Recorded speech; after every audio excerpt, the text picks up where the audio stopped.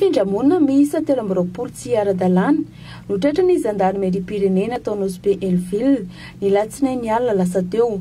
Raha ny fantatra dia avy Antsoliary, Mandritsara, Antsohihy ary Ambanja ireto mpifindra-monina ireto izay saika hiazo ny Nosy Mayotte. Nahitana karazana zava-mahadomela maro moa niaraka tamin'izy ireo. Araka ny loharanom-bavao dia intelo ny kasa nandeha izy ireo saingy izao tratra izao ny farany.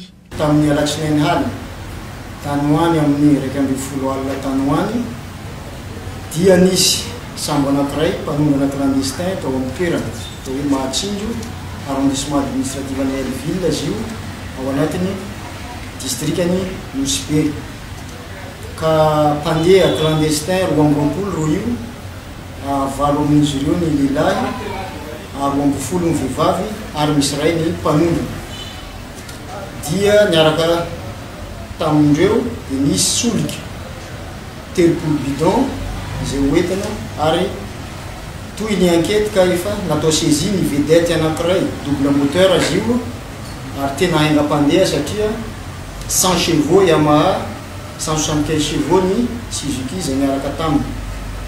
Toy ny fanadihadiana nataon'ny gendarmerie teto Nosbe ka nangataka ny atao hoe extension des compétences izay nisorana ny procureur de la République na eto toerana izany na any Ambanja dia nanome lalana anay nanohy ny fanadihadiana tany Ankify e amin'ny toerana atao hoe douane ao amin'ny district any Ambanja izy io dia nahitana zava-mahadomelina 9 gony izay saika hoentina any amin'ny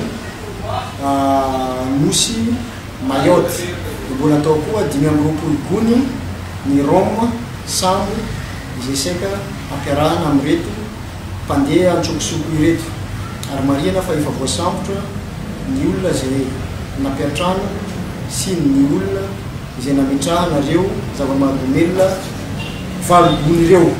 Mitoetra ny famongorana sy savarao ary fanenjehana anireo tsy manara-dalàna izay ataon'ny Zandarmeriam-pirenena ao Nosbe-Elville ho fampiarana sy fanatanterahana ny tana maro fandriampahalemana mba hahatonga ny olom-pirenena atokony Zandarmeria. Eto izay dia mankasitraka vahoakan'ny Nosbe Trankanavaka izay tsy misalasala miandro andro aman'alina ary tena miara-miasa tanteraka amin'ny Zandarmeriam-pirenena. Ka mbala miangavy izay aminareo vahoaka mba hampita ny vaovao ara-potoana. Raha misy tranga mampiahiahy dia aza misalasala miandro fa namanao ny Zandarmeriam-pirenena. Eny amaranako azy mampitandrina ary tena mampitandrina satria efa nampitandrina ihany ny tena. Miendry ihany ny anarana fa raha mananatra ny adany ianao ka vomay ny lambany indray ny ariana. Ka olon-kendry ianareo vahoaka hita Nosbe ka raha manao zavatra na minia anakorotana dia izay Zandarmeria dia tsy hisalasala dia hisambotra ary hanatitra anareo avy hatrany any amin'ny tribunal.